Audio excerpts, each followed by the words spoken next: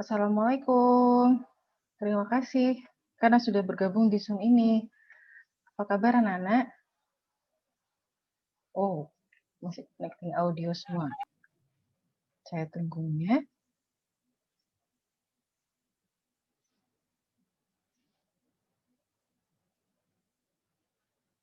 Udah. Nah, saya ganti virtual background dulu. Nah,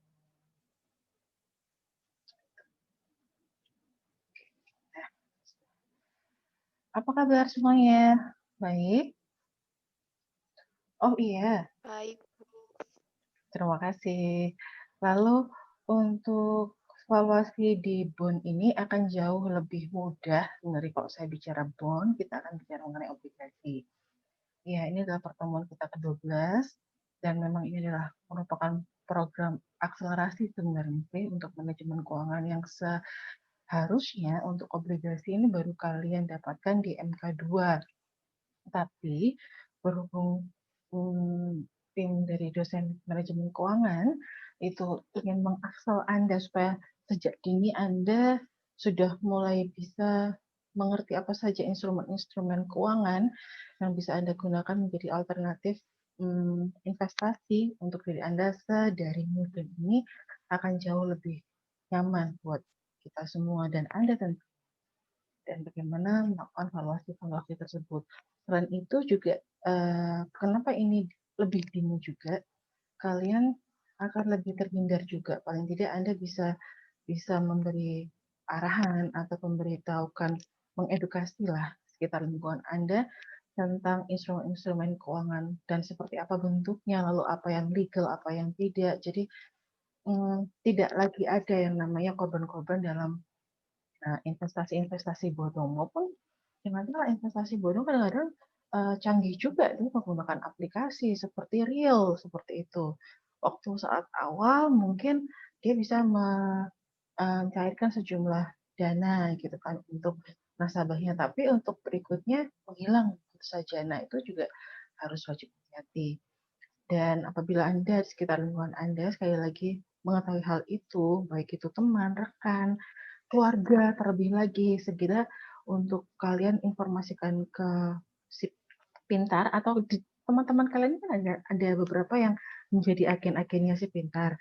Nanti dari si pintar itu akan meneruskan ke OJK dan menindaklanjuti siapa pelaku dari investasi itu untuk bisa paling tidak uh, semua masyarakat di Surabaya terutama teman-teman di UNISA ini aman gitu kalau mau investasi. Baiklah, sekali lagi juga, mulai saat ini kalian sudah mulai bisa untuk melakukan semua perhitungan melalui Excel, baik itu keuangan, terutama gitu kan, dan akuntansi juga itu wajib untuk bisa Excel dari sekarang. Nah, untuk Excel ini akan berlanjut terus sama pertemuan dengan saya sampai investasi sampai ke analisa laporan keuangan juga itu pakai Excel. Nah, kalau sejak dini Anda bisa Excel, diharapkan juga ketika kalian skripsi tidak akan ada kendala sama sekali. Wah, semuanya masuk ke Zoom. Alhamdulillah. Sudah. Baiklah, saya akan mulai share screen untuk materi di hari ini mengenai apa itu obligasi. Masih di awal, apa sih obligasi?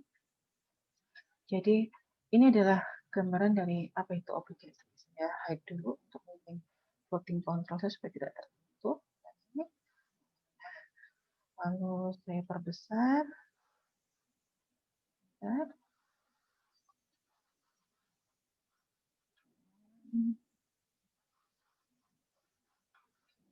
Saya lihat saya share.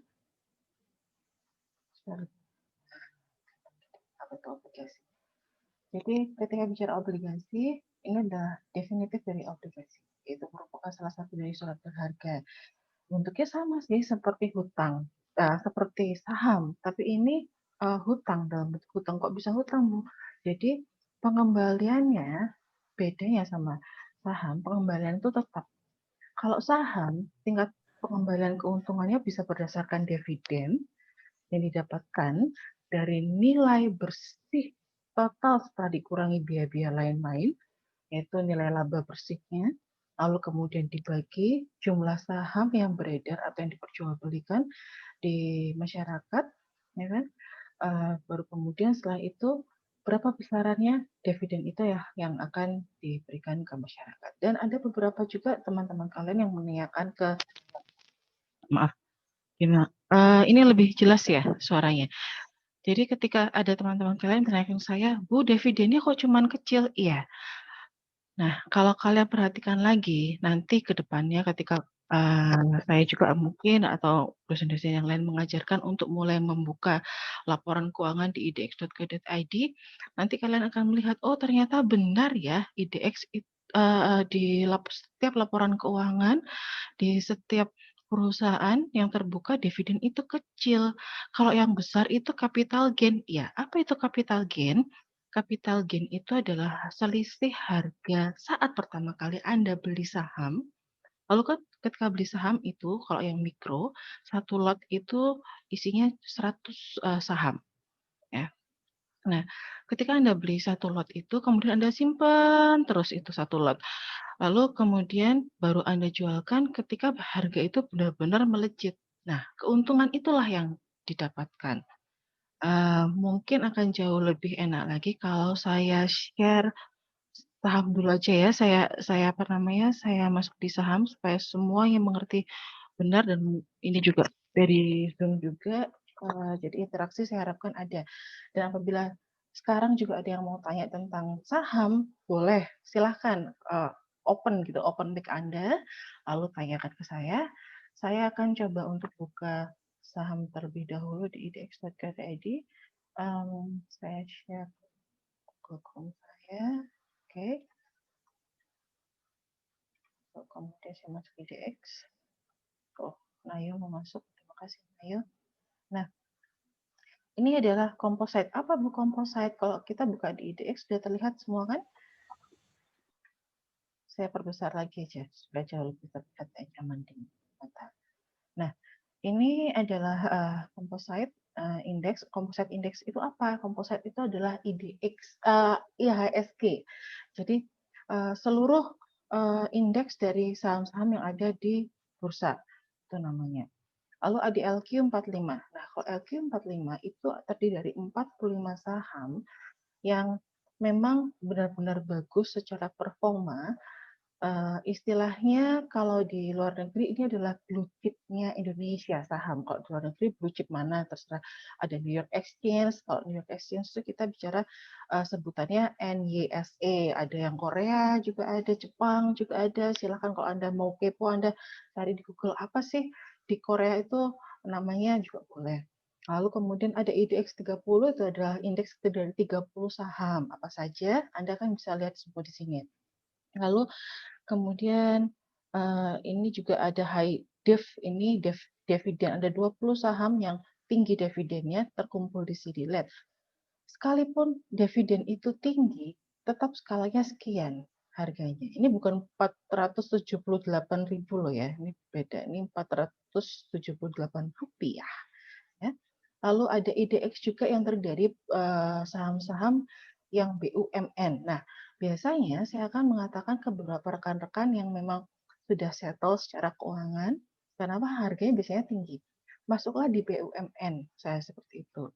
Dibandingkan masuk di LQ45. Kenapa? Karena gampang banget LQ45 itu terserang. Lebih rentan lah seperti itu.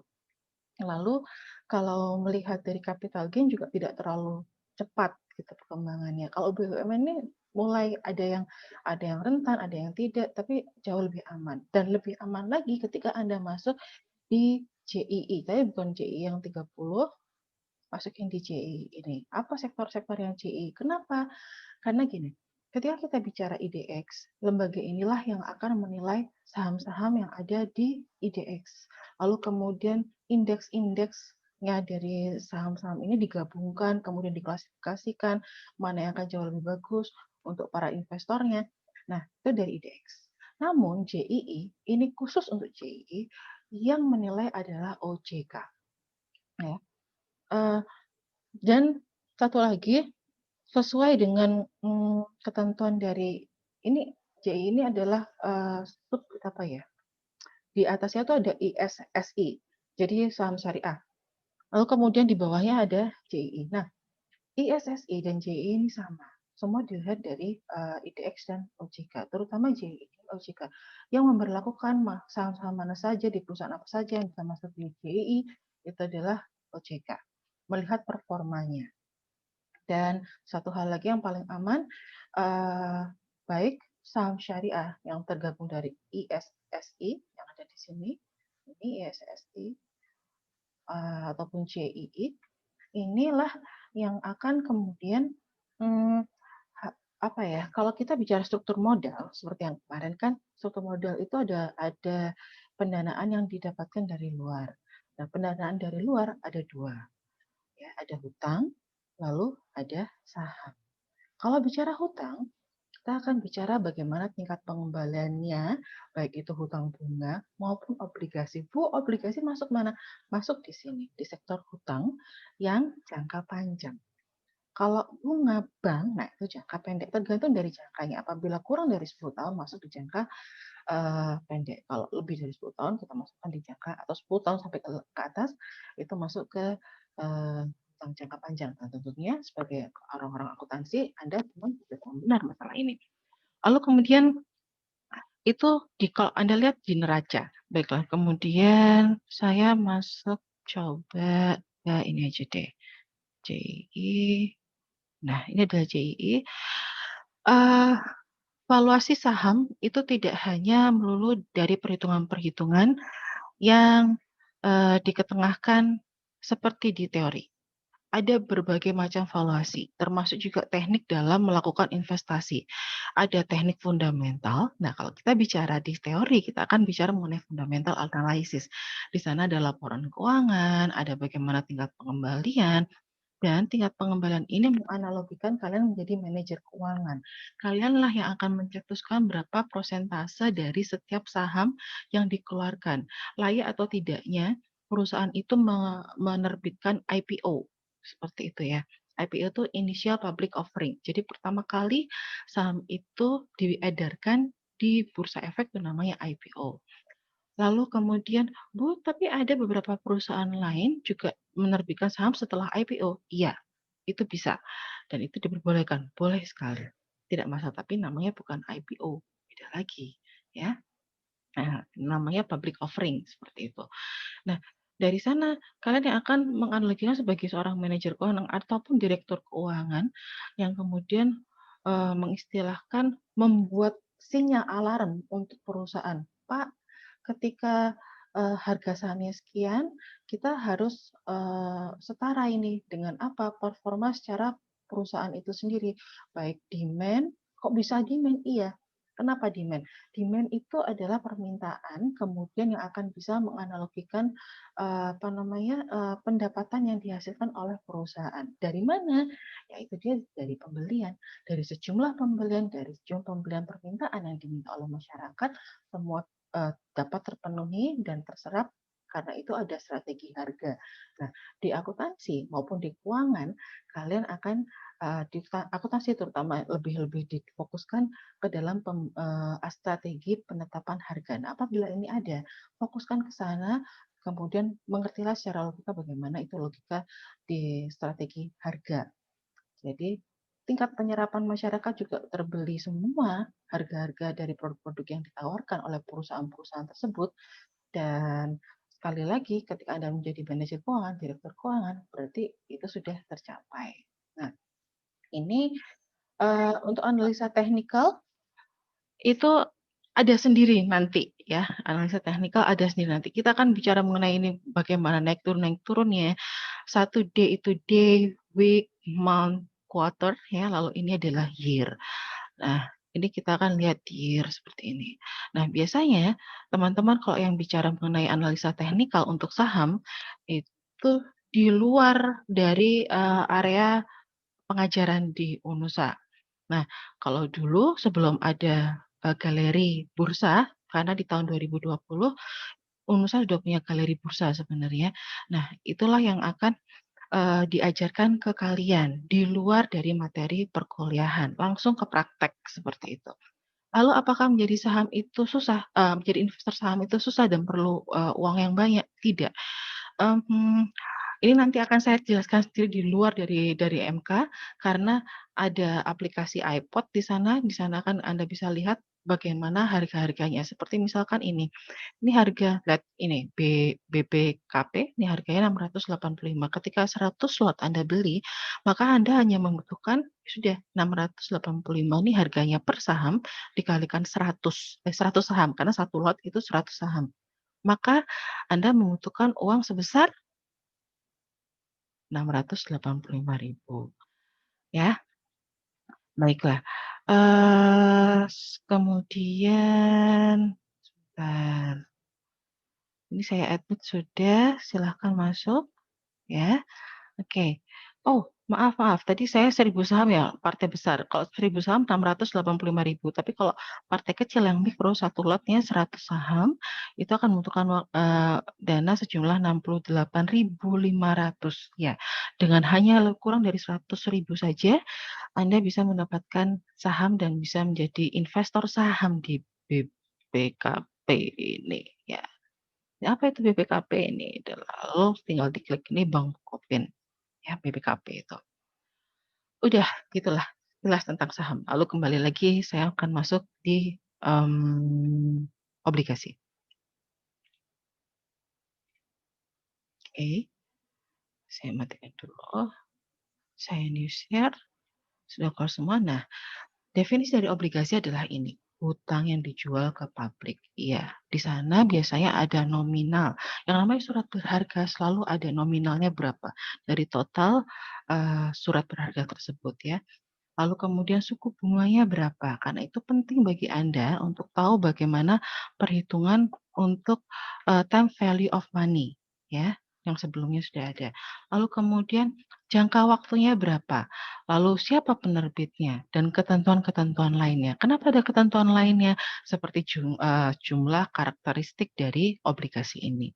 Lalu kemudian kita akan lihat lagi, ya kalau secara secara, Islam apa artinya dari, obligasi ini, kalau produk dari obligasi, nama lain dari, obligasi di syariah itu namanya sukuk. Jadi kalau Anda tahu ada sukuk, ada obligasi, oh itu sebenarnya same way, itu adalah sama. Lalu sistemnya hampir sama kalau Anda kenal di koperasi, ini sistemnya adalah bagi hasil. Jadi bukan bunga seperti yang ada di obligasi di konvensional.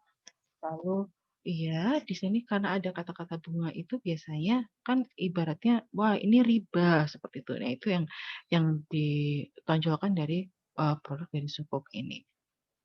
Selanjutnya syarat untuk menerbitkan obligasi tentunya sesuai dengan standar prosedur dari OJK, ada pengajuannya, lalu disetujui juga oleh OJK, sudah istilahnya ya fit proper test-nya sudah, lancar lah.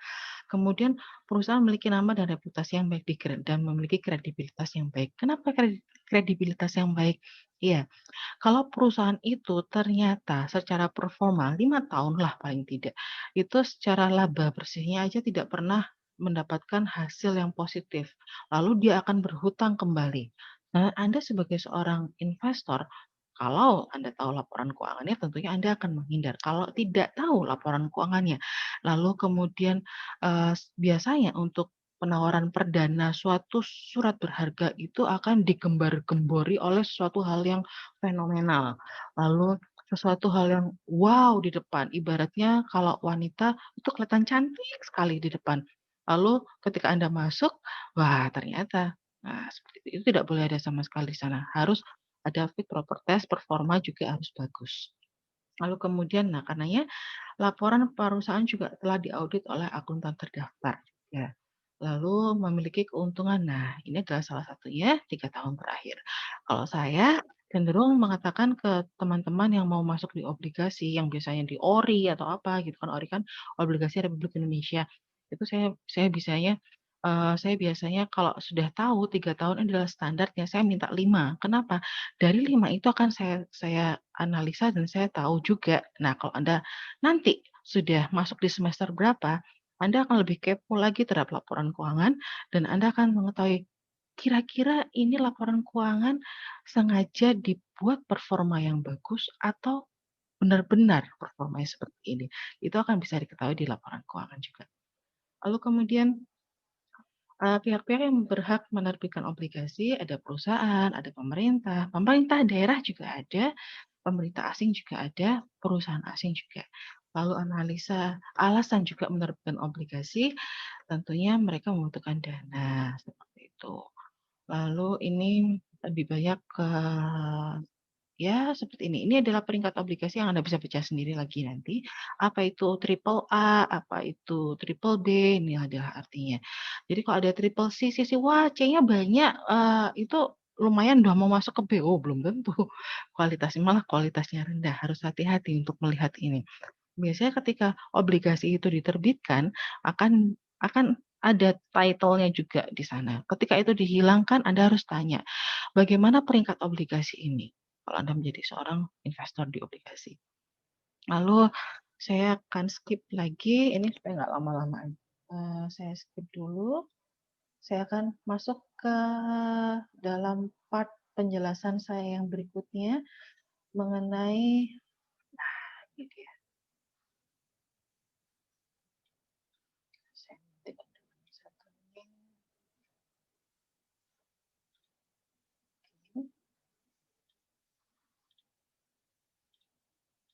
Ya. Nah, oke, saya masuk di sini, ini share. Ini adalah suku bunga dan pilihan obligasi. Kalau tadi, jadi jangan kaget ketika saya masukkan di materi ada 3 PPT sekaligus. PPT pertama itu mengenai definisi, arti-arti, segala macam, bagaimana sih karakteristik dari obligasi, lalu kemudian tapi hanya secara umum. Masuk di PPT kedua supaya nggak bosan seperti itu. Ini, ini ada karakteristik dari obligasi dilihat dari bunganya seperti apa, lalu nilai par, seperti apa atau nilai nominalnya, lalu jangka waktunya seperti apa, maturity date-nya, lalu seperti apa sih Bu, ini ada loh Bu kayak gini aja, iya ini adalah kupon dari obligasi ini di tahun 1997, zaman lalu. Kalau sekarang semuanya sudah terdigitalisasi. Semuanya, akan bisa mendapatkan nomor seri segala macam dalam laporan digital. Saya nggak bisa membukanya sih karena ini digitalisasi ini khusus untuk, yang memiliki obligasi saja, seperti itu. Dan ada di iPod juga ada, sebentar. Lalu kemudian ada nilai obligasi dan yield. Apa sih nilai obligasi lalu yield itu apa sih, Bu? Nah, langsung saya masukkan di kasus. Misalkan saja perusahaan global ini menerbitkan obligasi dengan jangka waktu jatuh tempo 10 tahun. Nominal dari obligasi itu, senilai 1 juta. Lalu kupon yang dibayarkan setiap tahunnya 80.000. Kalau orang awam akan taunya, baiklah ada 10 tahun, lalu kemudian kupon ini 80.000. Berarti saya mendapatkan keuntungan 80.000 dikalikan 10 berarti 800.000 selama 10 tahun. Plus dengan pokoknya 1 juta. Berarti uang yang saya akan dapatkan total ketika di tahun ke-10 semua sudah dibayarkan, maka saya akan mendapatkan 1,8. Tapi apakah seperti itu? Cek. Jika suku bunga pasar sebesar sama dengan coupon rate atau coupon rate yaitu sebesar 8%, berapa sih nilai obligasinya? Nah, ini 1 juta lalu dikalikan 1,08. Kalau 1,08 iya, 08-nya dari mana? Dari nilai 8% ini. Ingat 8% itu kalau dituliskan secara matematika kan 0,08 ya. Nah, sudah. Lalu kemudian 0,8 masuklah di sini. Satu, iya. Satu, ya satu obligasi itu kalau harga pokoknya aja satu, belum bunga. Bunganya 8%. Maka satu plus bunganya yaitu 8% jadi sekian. Berapa lama? 10 tahun. Lalu nilai sekarang dari nominal obligasi adalah sekian besar. Lalu nilai sekarang anuitas dari kupon obligasi masukkan saja seperti ini. Bu, ini ada cara cepatnya nggak Bu di Excel? Ada. Nanti terakhir ketika kalian semua sudah mengerjakan ya, terkumpul mengerjakan secara manual seperti ini, saya akan berikan cara cepatnya hanya dengan menuliskan sesuatu lalu keluarlah angka-angka ini dengan cepat ya. Lalu berapa sih nilai obligasinya gitu kan? Maaf tadi terlewat. Nah, seperti ini. Dengan demikian, suku bunga di pasar sama dengan coupon rate. Lalu, apakah ini Anda, terutama menjadi investor, layak atau tidak sih untuk dibeli? Ya, berikutnya sekarang. Jika suku bunga di pasar 1 tahun kemudian naik menjadi 10%, kasus seperti itu ya, maka nilai obligasi perusahaan global untuk sisa umur obligasi selama 9 tahun, karena 1 tahun kan sudah, lalu kemudian setelah itu ternyata suku bunga di pasar 10%. Nah, sedangkan di tempat Anda tadi, obligasi yang sudah kadung Anda beli adalah 8%. Apa yang terjadi? Lihatlah, nilai obligasinya menurun jadi 884. Apakah layak? Ya, jadi satu, yang dikatakan layak adalah ketika nilai obligasi yang ini 1 juta, ya, 1 juta itu lebih dari 1 juta. Kalau ini sama saja berarti layak atau tidak? Tidak, kalau saya bilang, ya. Lalu kemudian nilai obligasi dan yield ketika kita lihat. Tapi perlu Anda ketahui ketika Anda menjadi investor, Anda seperti itu. Kalau Anda menjadi manajer keuangan atau direktur keuangan di perusahaan, ya Anda lakukan ini, seperti itu, ya. Nah, itulah yang dikatakan mengapa Anda harus hati-hati dalam, mencermati semua, instrumen-instrumen keuangan maupun investasi yang ada di luar sana. Lalu kemudian ada nilai obligasi dan yield. Berdasarkan contoh yang telah dikemukakan sebelumnya, lalu secara umum nilai obligasi dapat dihitung dengan rumus sebagai berikut. C itu artinya adalah kupon yang dibayarkan setiap periodenya, lalu kemudian R itu adalah suku bunga di pasar. Jadi memang sengaja di pertemuan-pertemuan manajemen keuangan, R itu adalah singkatan dari suku bunga, diambil dari rate. Oke. Sengaja seperti ini. Kenapa? Supaya kalian paham benar gitu loh.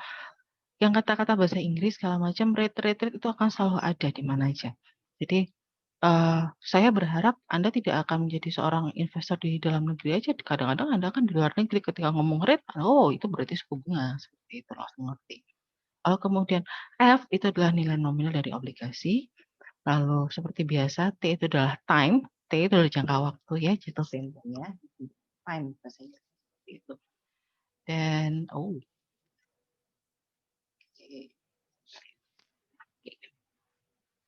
lalu karena itu Anda harus tahu benar lalu memahami dan menghitung resiko dari tingkat suku bunga, baik Anda sebagai investor maupun Anda sebagai seorang direktur ataupun calon dari manajer keuangan ini. Kenapa perlu diketahui? Nah, supaya terlihat bahwa obligasi yang Anda turunkan, Anda keluarkan di pasar itu lebih menarik dibandingkan suku bunga yang dikeluarkan oleh Bank Indonesia. Loh, Bu, Bank Indonesia juga mengeluarkan suku bunga? Iya, suku bunga Bank Indonesia yang disebut dengan SBI. SBI itu merupakan suku bunga dasar dari ketentuan di perbankan. Kalau perbankan melakukan mengeluarkan hutang kredit card, lalu hutang KPR, hutang apa lagi ya, segala macam hutang, jenis hutang yang dikeluarkan oleh perbankan, produk-produk yang perbankan untuk hutang itu bunganya pasti akan jauh lebih besar dibandingkan SBI.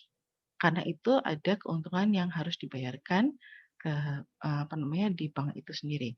Lalu kemudian apabila deposito, lalu tabungan bagaimana? Di bawahnya SBI. Kalau tidak percaya saya akan buktikan di saat ini juga.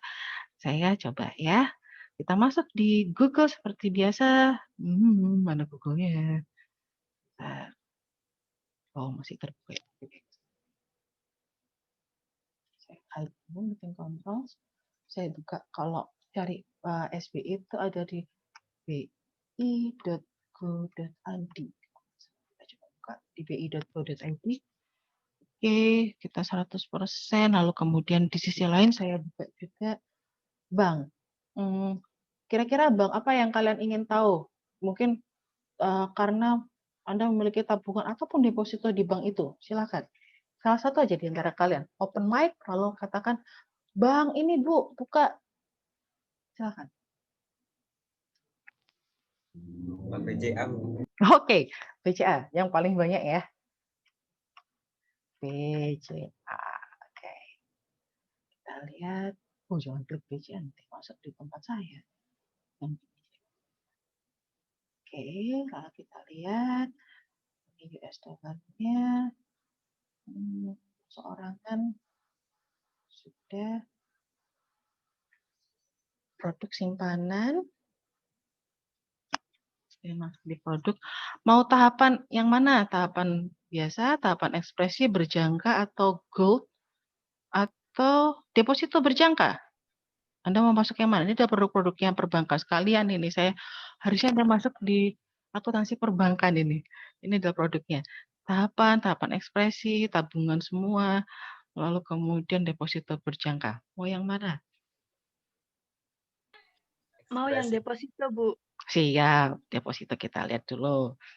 Kita berapa persen ya bunganya? Coba kita lihat yang IDR. Kelihatankah di sini? Kok nggak terlihat ya? Nggak kelihatan loh. Prosentasenya berapa? Waduh, mau nggak mau harus ke BCA-nya langsung. Hmm, C.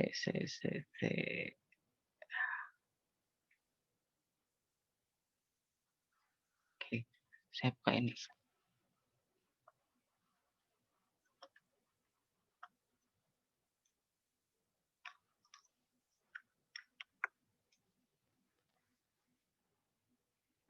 Nah, ini biasanya ada di kontan ini, kita bisa tahu. Berapa bunga? Nah, ini dia. Kita lihat BCA. Mana ya? BCA Bank Sentral Asia. Ini dia. Kita lihat BCA untuk 1 bulannya. Kita lihat 3%. 3 bulan masih 3%, 12 bulan juga masih 3%. Ya. Kalau kalian mau masuk deposito, upayakan kalian tahu ini. Jadi Anda bisa tahu, kalau saya mau deposito masuk ke mana ya? Bank apa yang menjanjikan pengembalian deposito yang paling besar? Lihatlah ini, ya. Ini adalah bunga per bulan kah? Enggak, ini per tahun, ya. Sekalipun ini 1 bulan prosentase gitu, enggak. 3% dibagi, nah seperti itu. Kemudian kita masuk di Bank Indonesia. SBI. Oh, ini tampilan yang baru, jarang pakai.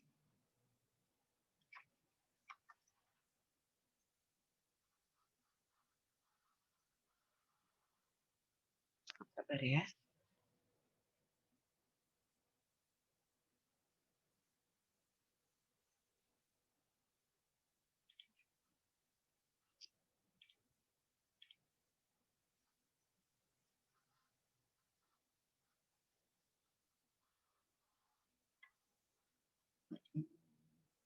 Oh, dari tahun 2020 aja ya. Hingga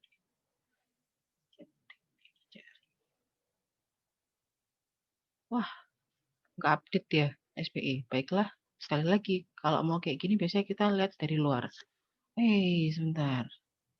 Di sini Bank Umum 4%, biasanya di sini ada SBI ini.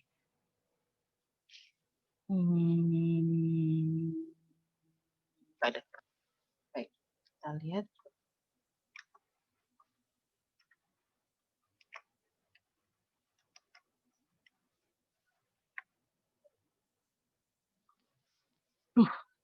Lihat deh, berapa coba? Bu, ini valid? Iyalah harusnya valid ini dari artikel luar gitu kan.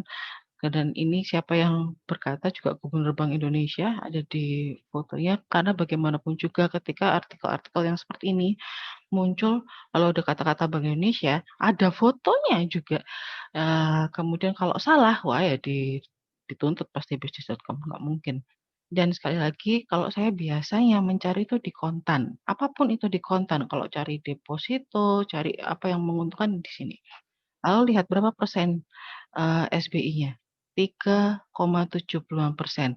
Nah, lalu kita kembali lagi ke deposito, jebret, kelihatan nggak? 3% semua.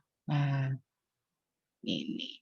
Kecuali Kecuali untuk bank-bank yang sedang mencari pangsa pasar, biasanya depositonya itu akan jauh lebih besar dibandingkan ini, ya. Tapi kalau bisa depositonya, Bu, caranya menjadi investor gimana? Ya itu kok, pakai deposito Anda masuk ke bank-bank yang sedang mencari pangsa pasar dan upayakan Anda tahu benar bahwa bank ini sehat. Seperti apa sehatnya bank ini, kembali lagi Anda masuk ke bursa efek. Anda akan cari seperti ini, lalu Anda, lihat bagaimana, performa keuangannya, lalu kembali lagi Anda melihat bagaimana harga dari sahamnya. Kenapa? Karena biasanya kalau perusahaan itu bagus, bank itu bagus, maka harga sahamnya pun juga bagus dan cenderung konstan, tidak terlalu naik turun sekali. Nah, itu baru Anda bisa, "Oh ya, saya aman." Pun kalaupun tidak aman gitu, paling tidak Anda ambil yang 1 bulanan saja sampai 3 bulan, sudah setelah itu Anda bisa cairkan kembali, jangan sampai 1 tahun. Karena takutnya nanti kalau ada apa-apa, misalkan ada bank-bank dengan kriteria tertentu, kemudian tutup, bukan tutup pailit ya, bukan, tapi biasanya mereka merger dengan bank tertentu. Nah, akan disesuaikan dengan bunga deposito yang ada yang menjadi merger-nya dia, yang mengambil alih, yang take over itu. Nah, itu yang terjadi. Jadi Anda bisa lihat di sini mana bank-bank yang jauh lebih tinggi gitu kan, dibandingkan, suku bunga dari Bank Indonesia. Oke, masuk di sana saya akan kembali lagi ke, share di obligasi. Nah, kita lihat itu, coupon rate. Nah, tadi itu Anda lihat coupon rate. Nah ya, lalu seperti itu. Lalu kemudian kita masuk ke kasus. Sebagai contoh obligasi A, nominalnya 1 juta, coupon rate, coupon rate 10% dengan jangka waktu jatuh temponya 1 tahun sampai dengan 30 tahun. Ini adalah suku bunganya, lalu jangka waktu untuk 1 tahunnya sekian, ini 3 tahun, 30 tahun. Lalu kemudian kita masukkan nih. Nah, Anda wajib memasukkan ini. "Bu, bisa ketemu seperti ini di mana?" Excel. Kalau ini saya masih masih gambar gambar aja gitu, eee, enak sendiri gitu ya. Tapi kalau di Excel, Anda kan bisa langsung ketemu ini dengan memasukkan ini semua, ya. Nanti caranya saya kasih tahu. Lalu kemudian menentukan yield to maturity and current yield. Nah, seperti ini juga. Contoh Anda tertarik obligasi dengan nominal 1 juta, jangka waktunya 6 tahun, kupon rate-nya 8%, lalu ada broker yang menawarkan dengan harga 950. Kok harus ada broker, Bu? Kalau mau tanya, kenapa harus ada broker? Di praktikalnya memang obligasi ini ditawarkan oleh perusahaan itu, tapi dalam skema untuk perdagangan investasi itu, si perusahaan ini tidak memperdagangkan di perusahaan ini saja, bisa diperdagangkan juga oleh perusahaan lainnya, third party. Nah, itu yang dikatakan broker, ya.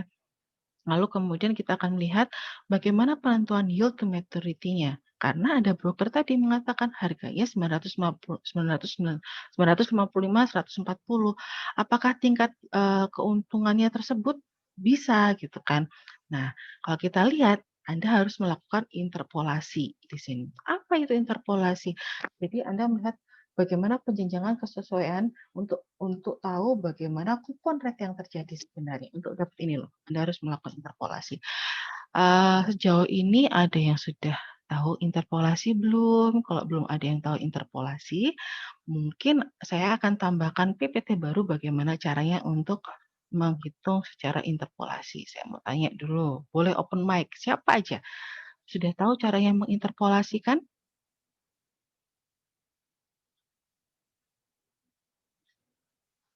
Guys? Belum, Bu, belum tahu. Sip sip. Belum Jadi, tahu, Bu.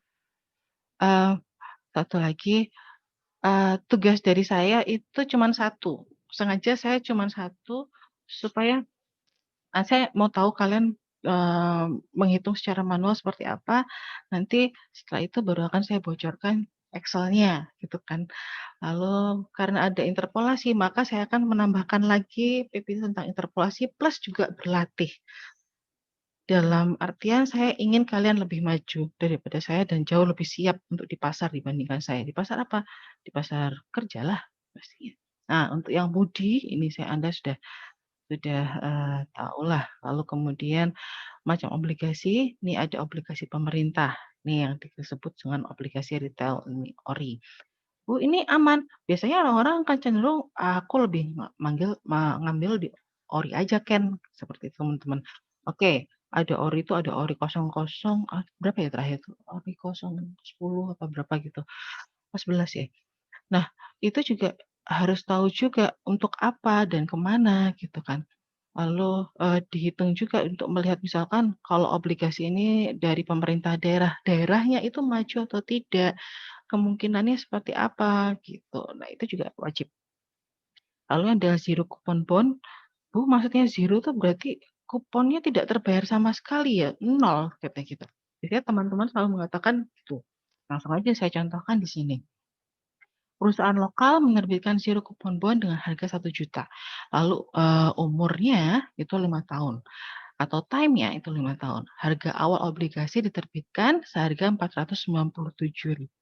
Dan kata lain, total bunga yang dibayar selama umur obligasi adalah sebesar sekian. Lalu apa maksudnya? Nah, ini adalah pertanyaan tersebut untuk Anda.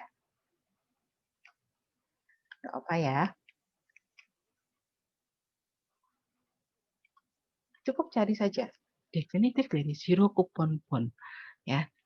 Apa itu zero coupon bond? Berikutnya, oke. Ini. Kalau ada pertanyaan tersembunyi, ini kalian boleh saat ini juga untuk mencarinya di googling gitu, tapi ingat jangan asal googling lalu dapat langsung di-share gitu, enggak. Anda baca dulu perlahan, bandingkan dengan yang berikutnya, lalu kemudian baru Anda jawab di mana? Di tempat materi, ya, di tempat materi. Bagi yang sudah menjawab, akan saya berikan nilai terbaik di minggu ini untuk Anda. Jadi setiap minggu pertemuan itu akan selalu ada penilaian. Lalu kemudian, "Bu, gimana kalau yang Zoom? Kemarin kan nggak ada Zoom." Lalu Bu Nika menilainya dari mana? Dari yang merespon absensi, itu, saya akan berikan nilai terbaik. Lalu kemudian ada obligasi dengan suku bunga mengambang. Ngambang maksudnya, Bu? Nah, jadi ada coupon rate-nya itu, dia disesuaikan dengan tingkat inflasi yang terjadi. Misalkan tingkat inflasinya berapa sekarang, atau disesuaikan juga dengan suku bunga Bank Indonesia, karena bagaimanapun juga harus naik, dan biasanya di surat perjanjian obligasi ini akan dikatakan juga note di sana tertulis bahwa, di apa ya, saya lupa namanya. Pokoknya perusahaan ini atau perbankan ini atau yang mengeluarkan obligasi menyatakan bahwa akan selalu lebih besar sebesar berapa persen dari coupon rate adalah lebih besar dari berapa persen SBI misalkan. Itu akan selalu dijaga seperti itu. Dan itu akan dibayarkan selalu seperti itu. Karena itu adalah pernyataan tertulis dan apabila tidak dilakukan ya ya bagaimana ya? Nanti akan ada tindakan lanjut Anda bisa apa namanya, mengutarakan atau melaporkan hal ini ya, melaporkan hal ini ke OJK. Siapa perusahaan itu, lalu nanti pasti akan kena blacklist perusahaan itu. Lalu kemudian pasar obligasi, proses transaksi untuk penjualannya. Nah, ini Anda harus tahu juga di sini. Oh, ini perbedaannya.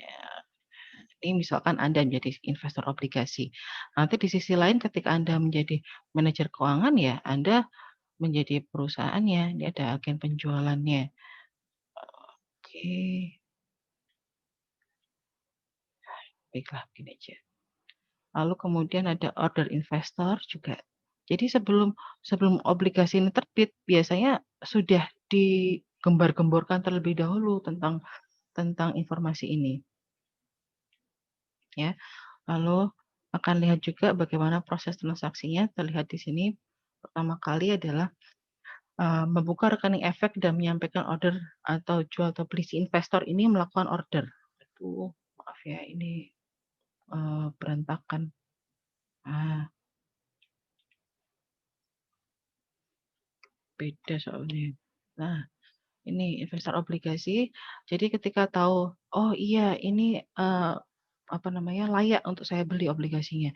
Lalu kemudian investor membuka rekening, sama seperti kalau Anda membuka iPod juga gitu, Anda menginstal iPod-nya dulu, kemudian membuka rekening, nanti akan ada rekening, kalau istilahnya iPod itu RDN ya, rekening, "Bu, rekening ini hilang nggak, Bu?" Nggak hilang. Kalau Anda diamin aja nggak ada investasi kan juga nggak akan hilang. Loh, kalau saya investasikan akan hilang? Ya nggak juga, kalau misalkan harga saham itu naik, Anda malah dapat dapat cuan, bahasanya sekarang seperti itu. Kalau turun ya Anda diamkan saja sampai cuan itu timbul, asal Anda benar-benar memilih saham yang baik. Sama seperti obligasi pun juga seperti itu caranya. Lalu setelah itu masuklah nih di anggota bursa yang akan meneruskan ordernya. Anggota bursa tuh siapa? Penjaminnya. Jadi dia akan kemudian melaporkan nih ordernya dari obligasi ini ke sistem. Ini sekarang pakai sistem kan, aplikasi semuanya.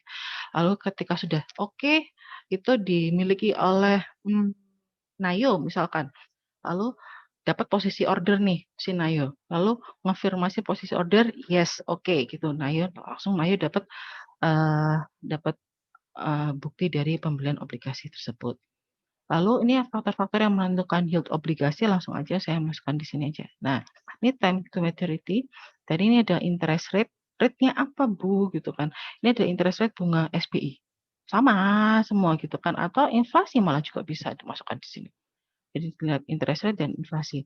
Yang namanya kupon, yang namanya bond itu harusnya jauh lebih tinggi ke atas. Nah, ini dikatakan sebagai risk premium. Lalu ketika ini ada inflasi premium itu ketika inflasi itu ya, apa ya, bukan hanya didasarkan pada harga jual beli beras atau harga harga kebutuhan pokok, lebih kepada, kemampuan, atau kekayaan setiap setiap, individu yang ada di suatu negara, misalkan seperti itu. Itu bisa dikatakan sebagai inflasi premium dan real rate ada di bawahnya, real rate-nya adalah inflasi yang sebenarnya di situ misalkan. Nah, konstan sekian, bond tuh harus di atasnya. Nah, ini.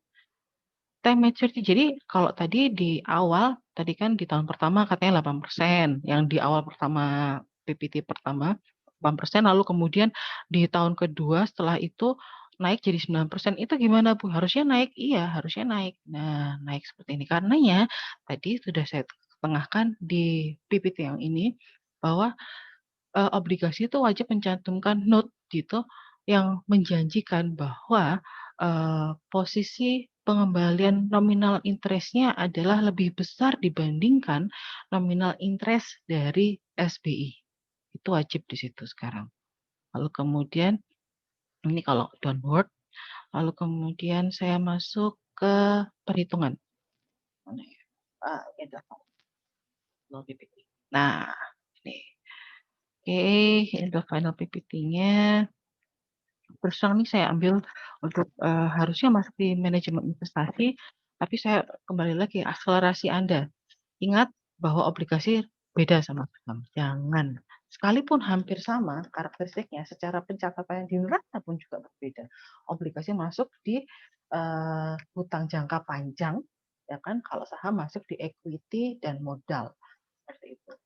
Lalu kemudian, peminjam wajib untuk mengembalikan pinjaman pokoknya plus bunga selama jangka waktu tertentu.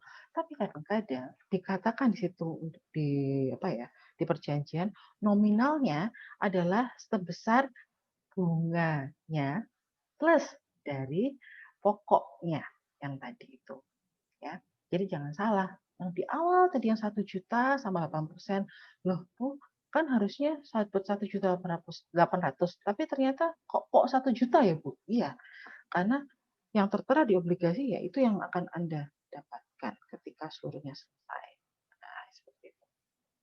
Lalu ini obligasi dan risikonya, lalu kemudian kita masuk lagi makin pendek jangka waktu di obligasi ini, maka tidak sensitif terhadap perubahan harga. Iya, benar.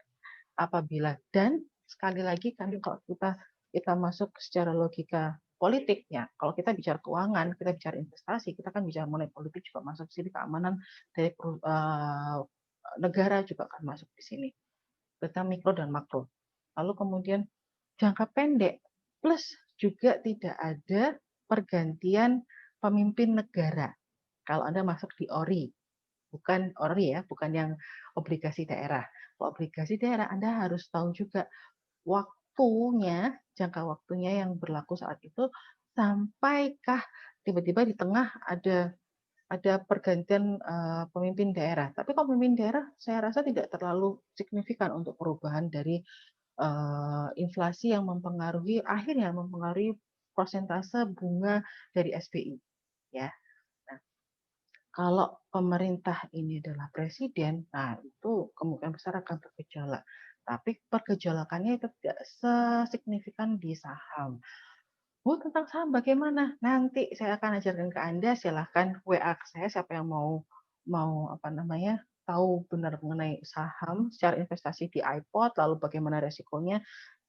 Mungkin nanti akan saya bilang ke Bu Enda akan ada kelas di luar mata kuliah ini untuk mahasiswa yang akan menjadi investor saham seperti itu. Lalu kemudian untuk obligasi jangka waktu panjang, resikonya sensitif terhadap suku bunga. Iya, sangat sekali. Dan itu dicontohkan dengan soal yang pertama di awal tadi yang 8% menjadi 9%. Maka keuntungannya pun akan jauh lebih kecil. Yang harusnya 1 juta menjadi 800 sekian untuk Anda. Karena bila dibandingkan dengan suku bunga SBI jauh lebih rendah. Lalu kembali lagi obligasi dan resikonya untuk perubahan suku bunga dan persepsi terhadap resiko itu sangat kental sekali di sini. Yang namanya instrumen keuangan akan selalu seperti ini. Jangankan instrumen keuangan, yang namanya perusahaan saja. Ketika resiko itu terjadi, perubahan suku bunga, perubahan demand dari masyarakat, masyarakat sudah tidak lagi menyukai tren dari produk yang Anda tawarkan, maka kecenderungan untuk membeli dari produk Anda juga nggak laku. Nah, sama yang akan nantinya akan mempengaruhi apa? Laba bersih. Sekali lagi, laba bersih. Baik obligasi. Untuk laba bersih ini obligasi akan dikurangi di mana kalau bicara secara akuntansi? Kalau secara akuntansi masuk di biaya sebelum dikurangi pajak. Ya, itu obligasi masuk ke sana, masuk di biaya-biaya itu. Tapi kalau saham setelah dikurangi biaya-biaya setelah dikurangi dengan pajak, lalu kemudian setelah timbul laba bersih pun juga masih dikurangi lagi dengan yang namanya laba ditahan atau kita sebut pakai bahasa Inggris itu return earning, itu baru kemudian dijadikan dividen. Itulah mengapa dividen itu jauh lebih kecil dibandingkan capital gain. Karena itulah mengapa investor di seluruh dunia itu jauh lebih condong untuk mengejar yang namanya capital gain. Lalu kemudian di sini ada ilustrasi di tingkatan suku bunga. Misalkan kita beli obligasi A dari pemerintah, ORI lah maksudnya. Nilainya 5 juta dengan tingkat suku bunga 10% di awal tahun 2005. Lalu tahun 2008 itu pemerintah menerbitkan obligasi A lagi dengan tingkat bunga yang jauh lebih besar, yaitu 15%. Kalau melihat dari ini saja, sudah pasti akan terlihat bahwa SBI yang terjadi di tahun 2008 itu jauh lebih tinggi dibandingkan SBI yang terjadi di tahun 2005. Ya. Nah, lalu bagaimana Anda menjadi seorang investor? Bahasa Inggrisnya supaya keren. How to deal with such injustice seperti ini, ya kan? Main problemnya ya ini, bunganya kok berubah. Nah, kita akan mengilustrasikan ini. Ya. Dengan mekanisme pasar tentunya A itu akan jauh lebih rendah. Yang pertama tadi yang di tahun 2005. Lalu karena obligasi yang sudah dimiliki memberikan tingkat bunga yang lebih rendah di obligasi A, maka dengan demikian memegang obligasi A ini ya memang mau nggak mau ya sudah seperti itu meneruskan atau menjual obligasinya, menjual kemana? Ke perusahaannya kembali seperti itu. Lalu membeli obligasi yang baru di tahun 2008. Seperti itu ya Bu? Iya, seperti itu yang terjadi di prakteknya, realnya. Tapi ada beberapa juga yang ya sudahlah, sudah kadung. Kadang-kadang orang-orang yang jauh lebih tua, konven juga, ya sudahlah, biarin aja lah. Kalau yang bisa masih muda, mereka akan, oh ya saya jual sekarang supaya tidak tidak terlalu apa namanya, keuntungannya tidak terlalu lebih banyak lagi. Saya jual sekarang, tingkat keuntungannya berapa, jualnya kemana, ke perusahaan yang menjualnya, kemudian dikurskan dengan membeli obligasi yang seperti itu, yang akan menjanjikan untuk mendapatkan pendapatan di yang akan depan. Lalu kemudian panduan untuk berinvestasi obligasi ini seperti ini, biasanya saya berikan ke rekan-rekan yang mau obligasi. Ini di tahun yang lalu, sudah lama banget nih saya ambil. Nih, SBR 004 tuh artinya apa gitu. S tuh di saving, B itu bond, R itu retail itu kecil-kecil gitu. Biasanya kalau SBR yang besar tuh jumlahnya miliaran triliunan seperti itu kalau ya. Lalu kemudian ini ada lembaga pemeringkatannya, biasanya yang paling paling bergengsi itu ini. Adalah yang paling bergengsi sekali. Lebih. Lalu kemudian cara pemeringkatan sudah sama aja seperti yang tadi. Lalu kita masuk ke seksi B. Ini sebenarnya sama aja, cuma ini bahasa Indonesia sih. Lalu kemudian saya sebutkan dulu ini tutupan. Ini nama salah satu mahasiswa saya yang dulu saya masukkan di sini. Ini adalah nanti Anda baca sendiri bagaimana perhitungannya. Sangat mudah sekali untuk menghitung obligasi, jauh lebih mudah dibandingkan kita menghitung saham seperti itu. Ya sudah, gini-gini aja. Ya. Lalu kemudian, nah ini ada kalau trial dan error ini adalah sebenarnya interpolasi tadi. Tapi kalau masih kurang jelas dengan ini, mungkin saya akan buat PPT sendiri. Ingatkan saya untuk membuat PPT ini tentang interpolasi. Ya, ini adalah error. Lalu kemudian kita akan melihat seperti oh, sekali lagi kalau Anda kepo terhadap investasi itu seperti apa, ada kalkulatornya ada, gitu kan? Anda bisa masuk di ini. Saya sertakan di sini.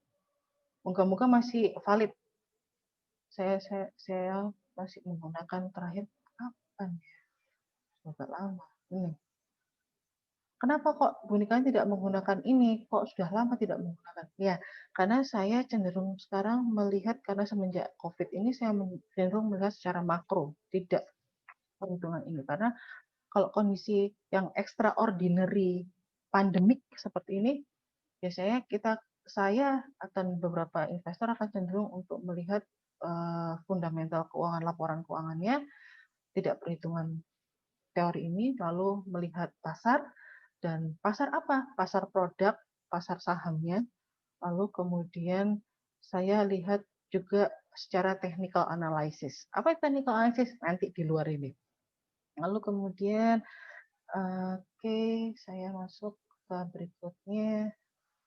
Nah, langsung ketahuan hasilnya berapa. Tanpa perlu Excel, Anda langsung tahu. Saya boleh boleh boleh menggunakan ini kalkulator dari Investopedia. Boleh, asal Anda benar memasukkan, lalu Anda cocokkan kembali lagi kalau Anda menghitungnya secara manual sudah benar apa belum. Seperti itu. Lalu, nah ini adalah rumusnya untuk approximate yield to maturity, WTM. Ya, gitu. Lalu ini adalah solusinya ketiga menggunakan rumus approximate-nya, lalu kemudian ada yield to call. Nah, yield to call ini seperti apa? Jadi belum mature, belum habis masa obligasi ini berlaku, tiba-tiba perusahaannya manggil nih, ayo saya beli kembali, saya beli call price, nah, namanya call price. Saya beli kembali obligasi Anda, saya beli kembali dengan harga sekian. Nah, Anda sebagai seorang investor juga harus menghitungnya layak atau tidak dijual kembali ke perusahaan itu, gitu kan. Nah, lalu Anda lihatlah ini sebagai seorang investor, ini adalah tingkat return yang diharapkan oleh Anda untuk obligasi. Lalu sekali lagi lihat itu durasinya, ya. Lalu kemudian ini contohnya, pakai Excel ini. Ini rumusannya nih, sudah guys, ini rumusnya. Oh, ini tinggal masukin aja, Anda tinggal tarik array langsung sudah deh keluar. Dan ya selain ada tugas tersembunyi tadi, ini adalah tugas didasarkan pada slide ke-35 nanti tadi, ya.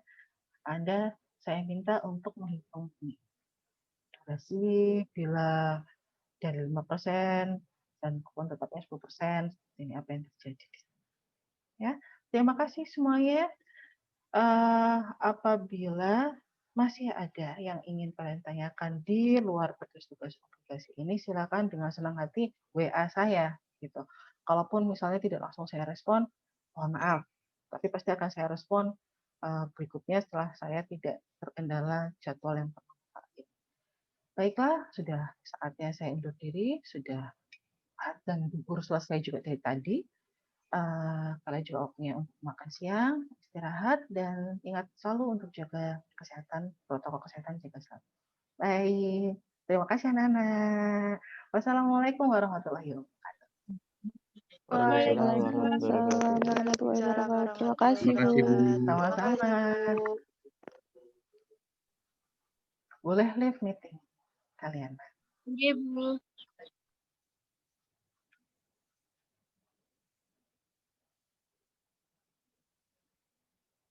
Kok belum ada leave? Leave aja.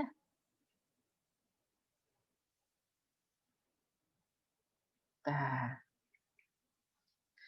yang belum live kalau mau tanya boleh, mumpung belum pada live. Kalau kalian mau tanya boleh.